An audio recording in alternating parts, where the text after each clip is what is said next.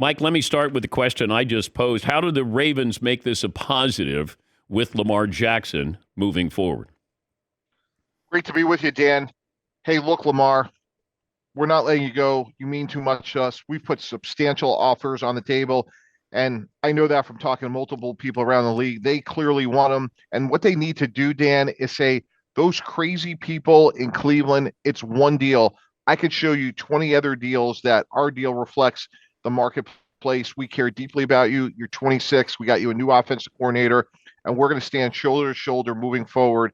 And we're not putting this type of money on the table if we didn't think you were the guy that could take us to where we want to go. They can still strike a deal with him, correct? Until July 15th. And I would be working around the clock to get a deal done. And here's why.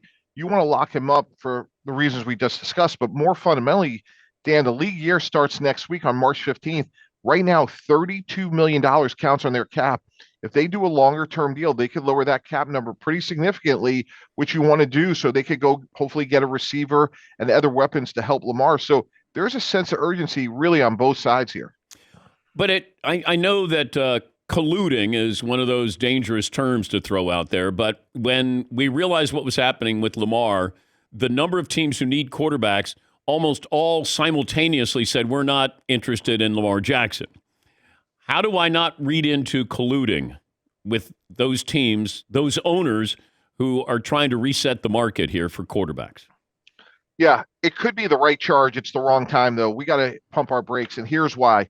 Let's say we were running the Atlanta Falcons. We're going to come out on the record yesterday and say we have no interest in Lamar Jackson because our audience is our young quarterback, Desmond Ridder. We don't care about everybody else. We care about us. So to me, there could be collusion. We're not going to know that till May. A lot of things are going to happen in the offseason. I was with the Dolphins one year. We had Brandon Albert. The number one guy on the board was Laramie Tunsil. There was no chance we were going to get him. And obviously the rest is history. The point being is there's going to be some twist in terms. What happens if Tennessee loses Ryan Tannehill? Maybe they go after Lamar Jackson and pay this bill. We don't know. So I saw the speculation on Twitter. We talked about it on Get Up. The only grade we could give that is a grade of incomplete. Let's see what happens over the next 2 months. Wait, take us back to the draft with Laramie Tunsil. So you're with the Dolphins. At what point did you realize that video was out of him smoking pot?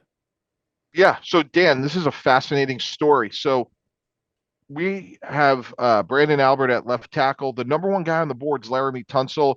Tennessee, for a long time, had the first pick. They needed left tackle. Chris Greer, who was GM, I was the EVP of football operations. To Chris's credit, he's like, we should do research on Tunsil. Me and everybody else is like, we're wasting our time. Like, he'll never get to us. So over those next couple months, we had done our research. And then the gas mask comes out right before the draft, like 20 minutes beforehand. And like, look, it was startling to us, but because we had done all the work, we knew he was a great kid. He was young, loved football, great teammate. And Dan, even as the draft started, we're like, there's no way he's going to get to 13. He was number one on our board. And we thought, ironically, Baltimore would take him. They took Ronnie Stanley. Then it got down to the Saints. We're like, Sean Payton will take him. And they obviously didn't. And here we are with the 13th pick in the draft. We get the best player on the board.